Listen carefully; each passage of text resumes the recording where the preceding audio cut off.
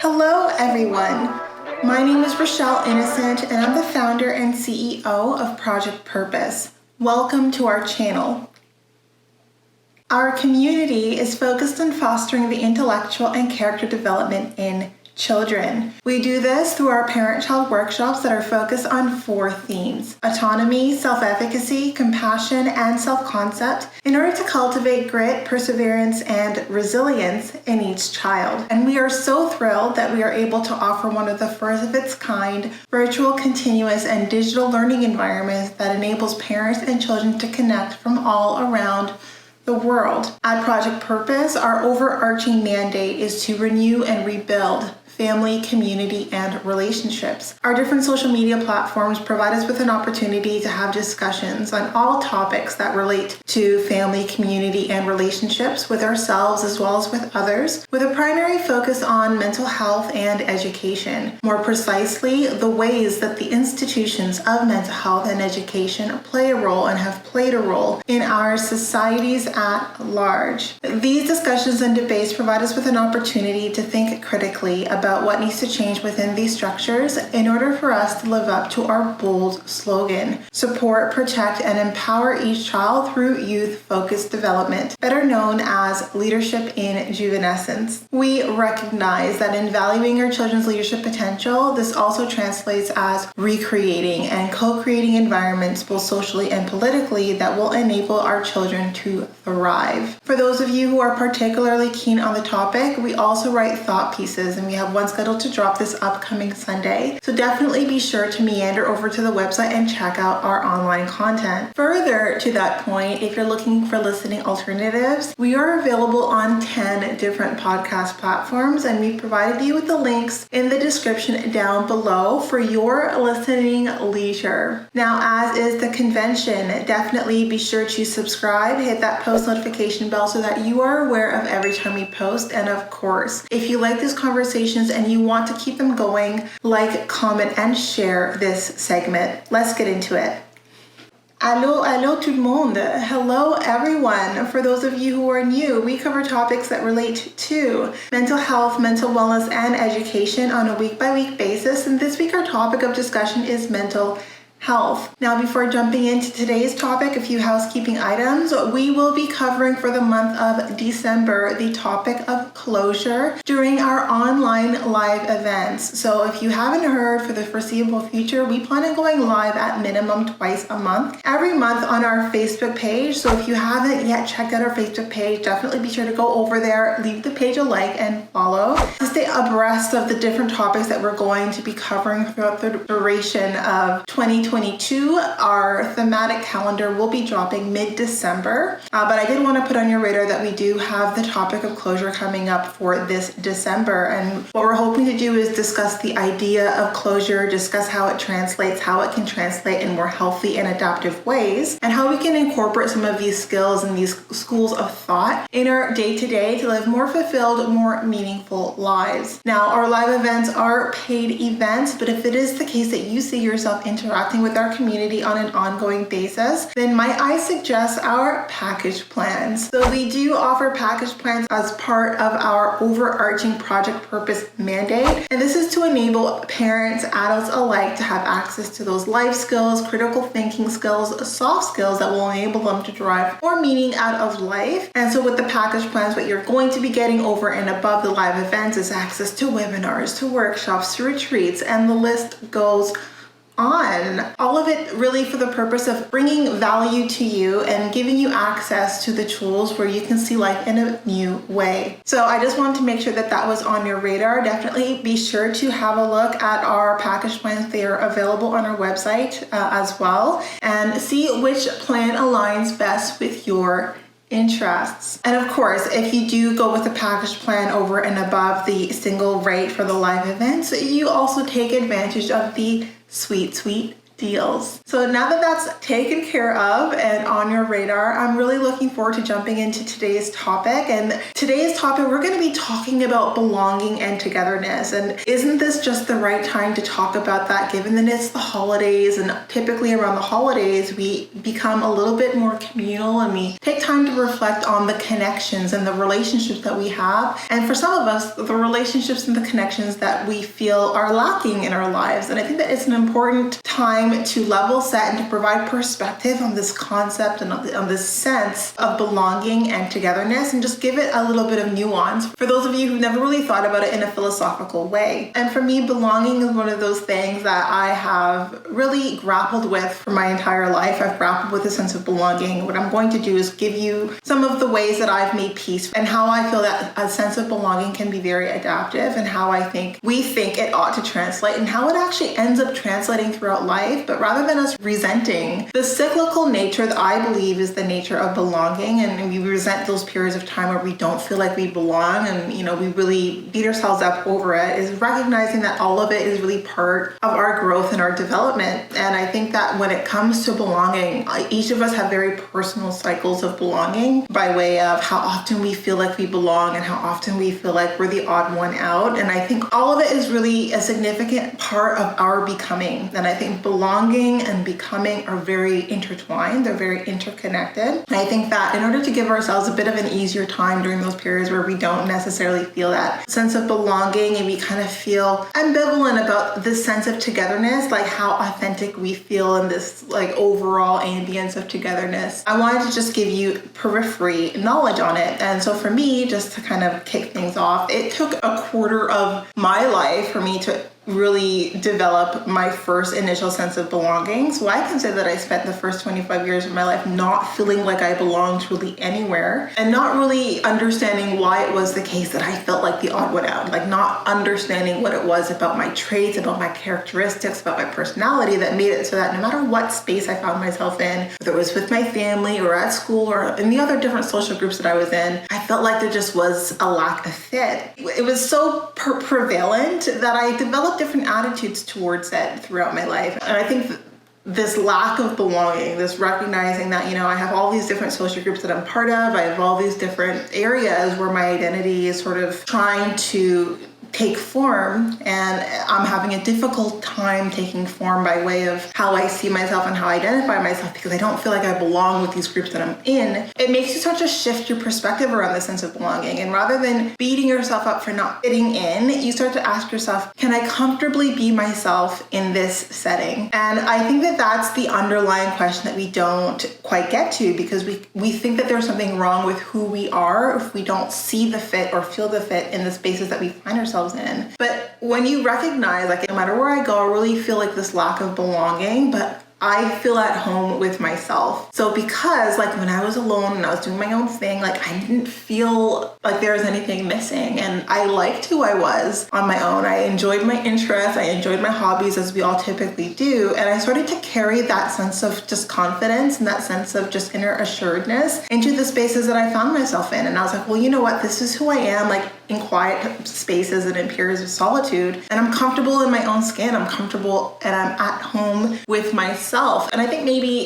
it's a bit of a mix. It's either I needed to cultivate that sense of inner belonging because there was just such a lack of connection and belonging with the environment that I was in, or maybe there was a different reason for it. But very early on in my life, I just felt very much at home with myself. I cultivated a sense of inner belonging with myself. So I think because of that inner belonging, I had much more confidence going into different social groups, going into different settings, and being okay if I didn't fit there. And recognizing that it was much more important to me that I felt comfortable showing up who I was in the different spaces that I was in than feeling the need to bend and to alter who I was in order to craft a sense of belonging that really was quite superficial. And I think just given the fact that I had a very, very strong personality and being a highly sensitive person, it took me the large majority of my pre-adolescent and adolescent life to gain a hold on my emotions. Like self-mastery was truly an endeavor that took me the first quarter of my life most likely to gain, because my emotions just were so intense and they had so much depth to them. It took me a while to just not be a slave to my own emotions. It makes it much harder to be in hiding. And I think some of us find that in order to just fake it till we make it, we fake this sense of belonging and we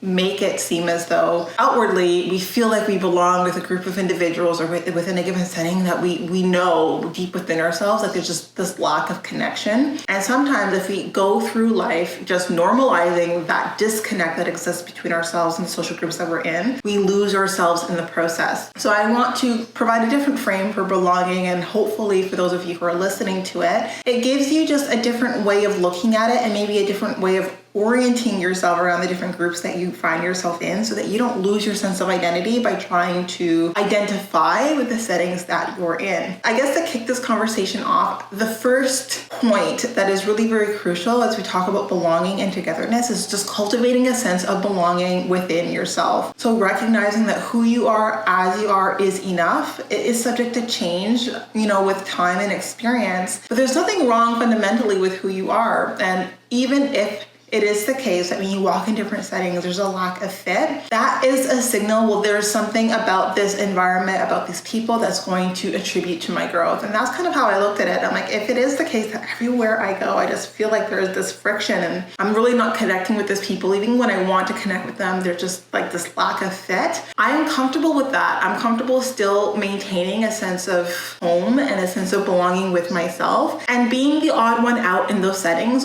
understanding that getting comfortable being uncomfortable because you're not really connecting the way that you like to in a social setting that you're in. You don't really have that sense of belonging, but for whatever reason, you're still kind of cycling through the same experience together, whether that's because you're in school or because you're looking to master a similar, art or a similar trade or a similar skill. If you learn to be comfortable standing out in those settings, it just cultivates so much inner awareness and inner strength, and it helps attribute to your growth. The second point that I want to make on this sense of belonging is a privilege, right? Like I think when you start to realize the importance of feeling at home within yourself, you recognize that it's not necessary to feel like you belong to every group, every social setting, every environment that you're in. You can be in that environment, you can derive joy or some sort of amusement out of being in that setting without feeling the need to hide yourself or blend in. Recognizing that every setting that you find yourself in is a signal for your growth. The fact that it took 25 years, my first real sense of belonging came from my first professional job. I was working as a customer service representative, and we were an eclectic group. Like there really wasn't much that you could see that like connected us together, but we all fit really, really well. It was the first time that I felt like I belonged, like I had a role to play within this social scenario, and I liked the role that I was playing. It was in harmony with who I saw myself as being. And oddly enough, like I was pulled out of that role and I was pulled out of that group because, the higher ups at that time recognized that my skills weren't really maximizing on my skills by having me work in that role. And I remember like there was a lot of grief there because I was like, I spent 25 years searching and hoping and waiting to feel this sense of belonging, recognizing that, maybe it just wasn't my time. And I want to feel the sense of belonging that I feel that everyone else sort of embodies and exemplifies in the settings that they're in. And now that I have it, it's kind of being ripped away from me. And that taught the lesson that even if it is the case that you experience belonging, all of it is temporary. And I think that we need to recognize that in life, the good times are temporary, the bad times are temporary. Feeling like, the sense of togetherness is temporary, and feeling alone is also temporary. Like solitary moments of solitude are temporary. And we need to just start to lean into the cyclical nature of life where we're kind of going against different contrasting experiences. And I think belonging is one of those experiences where we've been conditioned to believe that we're supposed to belong in every setting that we're in. And I've realized through my own lived experience that that's absolutely not true. And in fact, you tend to derive more meaning, more value, more lessons learned when you're in settings where you do not feel like you belong, but you course your way through those settings either way. And I think that I have learned that when I find myself in a setting where I don't feel that synergy, I don't feel like there's this inner sense of belonging, but I make do, but stay true to myself. If I still allow myself to feel at home within myself, despite the disparity that exists between myself and the environment that I'm in, then so much growth occurs between yourself and even the people in that setting who are also adjusting to the fact that you're not adjusting to create a certain amount of synergy within that group. And I think if all of us felt more comfortable being at home within ourselves and showing up in different spaces, feeling our authentic selves, then whether or not belonging translates as a byproduct of that is a nice to have, or it's just something that attributes to our growth. And that's what I realized, that belonging is not something that is supposed to be a constant. We're not always supposed to feel like we belong in everything that we're in. And it's okay to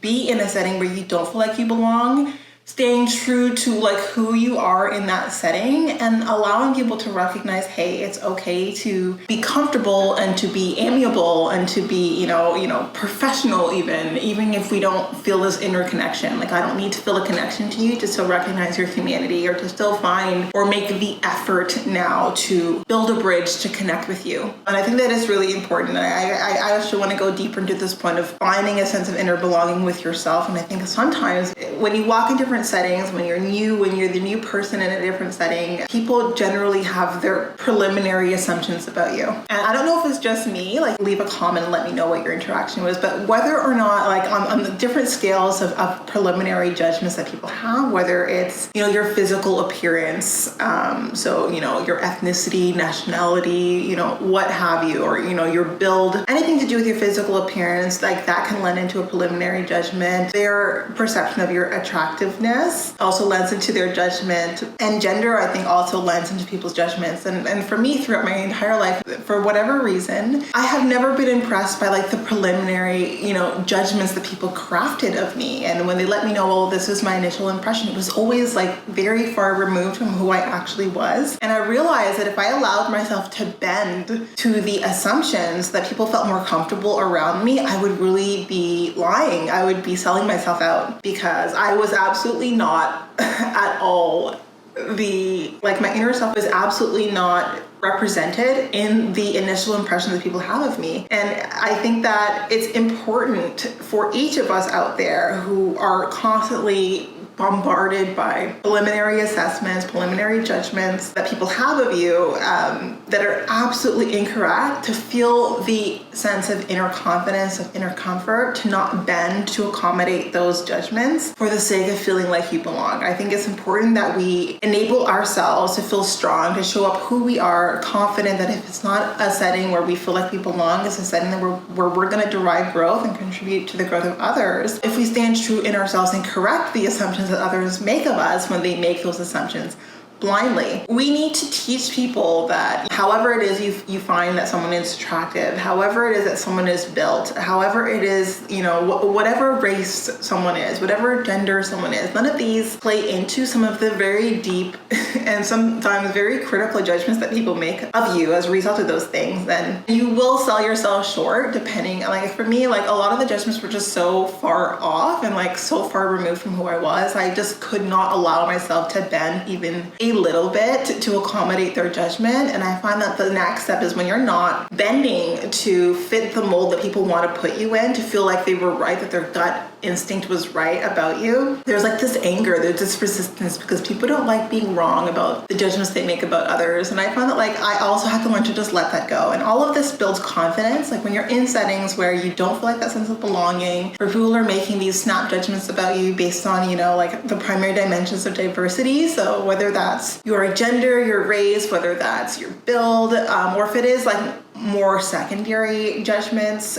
So like however it is that they find that you're attractive, or however it is that you show up that make them feel like you're, that you're a certain way that you actually aren't. You're not doing anyone a favor by bending to that mold if that mold actually isn't who you are. And for me, I have to say that it's been very rare that when I've heard of people's initial impressions of me that I felt honored by those impressions, or that I felt like those impressions really catered to my identity and how I identify myself and how I see myself in different settings. And I think that it's always been for the best of myself in the groups that I'm in to just show up who I am. So it could be that when I walk into a room, people initially think that, oh, well, she can't be that intelligent if she likes beauty and if she, looks a certain way. And when they find out, I do have things to say, I'm there to contribute, I'm there to make thoughtful contributions, people are caught off guard because their initial impressions really had to do with judgments on my intelligence, which no one should be confident in making by just looking at someone, or even judgments based on, value-based judgments. I grew up in a very conservative, very, very strict household. I wasn't allowed to do a whole heck of a lot before university, and I grew up in the middle of nowhere, so it's not like I could sneak away and be rebellious. I lived in the middle of nowhere, and I had a lot of restrictions on my freedom, which might lend to why I'm a bit of a free spirit now. But it's interesting because as I started developing and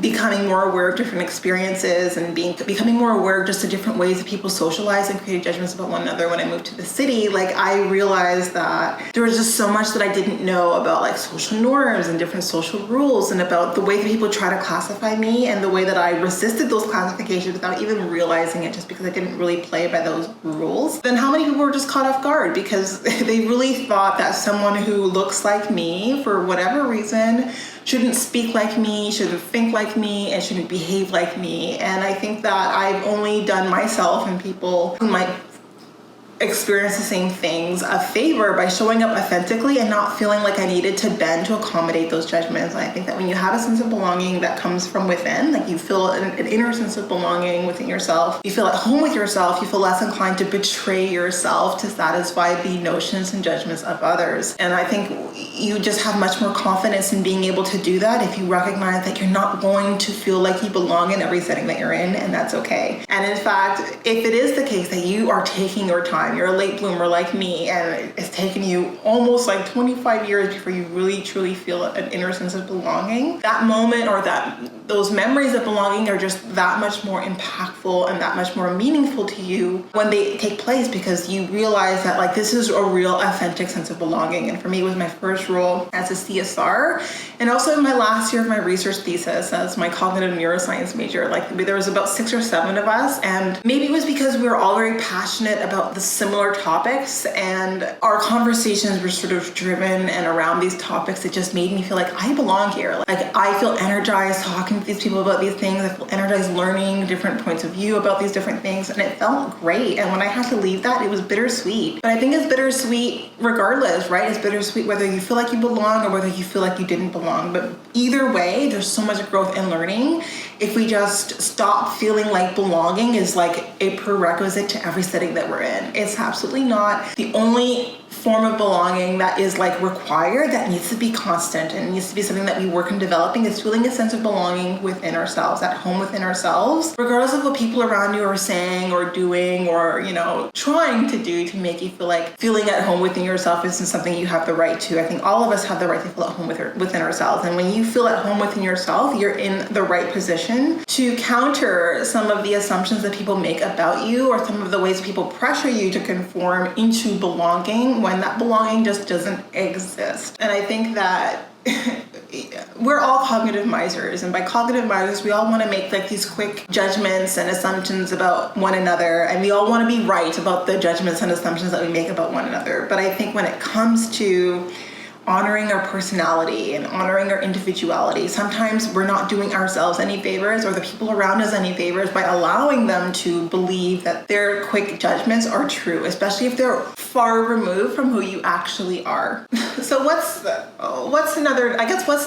underlying message here? The underlying message is really, it's important to learn to feel comfortable not belonging. And just because you don't feel like you belong doesn't mean you're not meant to be there. And I think that it's really important that we demarcate between feeling and how we feel in a given setting, and then what we're gaining and what we're contributing by being in that setting, regardless of how we feel. And, I'm a free spirit, and I'm a free spirit who actually really likes working in corporate environments. And one would say that, how could you feel like you belong in a corporate environment if you're a free spirit? And maybe it would be difficult to put into words, but I recognize that I'm still contributing and I'm still benefiting from being in those settings, even if that feeling isn't necessarily in harmony. And that's because I'm still fairly comfortable with my own inner sense of belonging, regardless of what situation or setting I'm in. And because of that, I can navigate different situations and different settings where I'm learning, where I'm growing, or I'm meeting different people that I wouldn't have otherwise had the opportunity to connect with or to meet. And I'm able to make an impact because I'm not insecure about the fact that I'm not really the prototype or the archetype of individual who succeeds in this environment, or the archetype of individual who thrives in this environment, because I'm undeterred by all of the reasons why I shouldn't belong. I end up belonging haphazardly because I don't give anyone permission to remove my badge. If I've been let into the room, even if I don't look like the people in the room, I don't sound like the people in the room, even if we don't value necessarily the same things, we're all there to contribute and to benefit. And sometimes that is the golden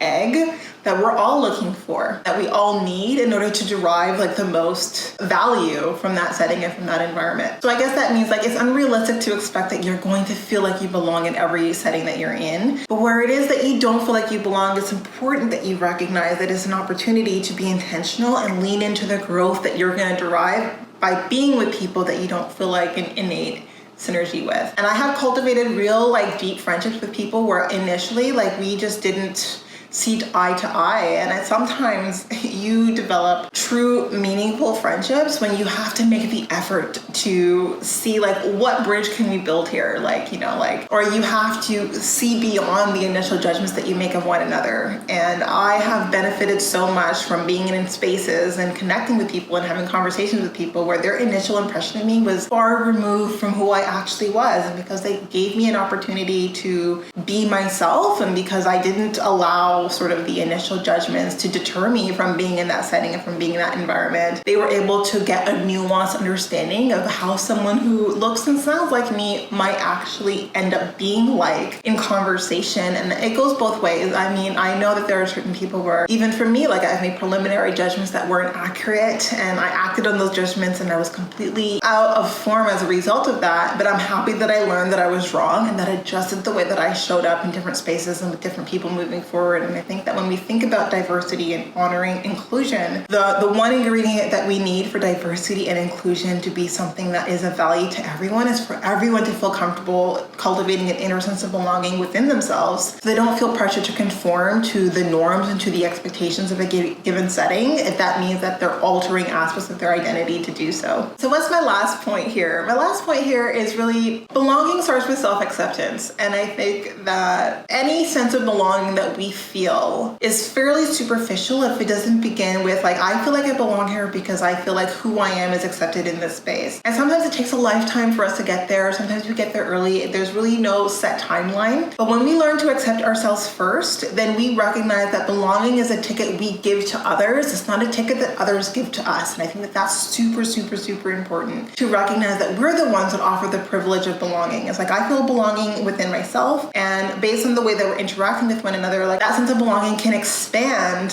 where I'm in spaces where that sense of belonging is something that I feel is reciprocated in the spaces that I'm in. But if it is the case that I'm in a space where I don't feel necessarily at home within my skin, I don't feel accepted within these different settings, it's not going to deter me from my own sense of self-acceptance. I'm going to derive growth from that setting. I'm going to learn in that setting, and I'm still going to be okay. And know that belonging and not belonging, togetherness and solitude, all of these things are cyclical. They're part of life. Life will bring us opportunities where we feel like we belong, or we feel that we don't. It will bring us opportunities where we're surrounded by people and when we're all alone. And all of it is growth, learning, and development if we look at it with the right mindset. It's never a punishment. It's always an opportunity to learn more about yourself or even the people around you. So this is an initial conversation about belonging and togetherness. I think it's a deep, deep rabbit hole that we could go down, but I don't want to overwhelm you with information on the topic. But I did want to cover the topic, especially on the holidays, because the holidays tends to put more of a spotlight on belonging and on togetherness. So for those of us who don't have it, it can be a difficult time. So I just wanted to give a different perspective so that no one's struggling through the holidays. We can all derive a lot of joy, a lot of meaning, and create memories in the holidays, regardless of where we are on that cycle of belonging and togetherness. So that was this topic. I hope that it spoke to some of you. If there's something that you'd like to contribute and share by way of your experience with belonging and your journey of self-acceptance, I would love to hear it. And I'm looking forward to engaging with you in our next video. We'll talk to you soon.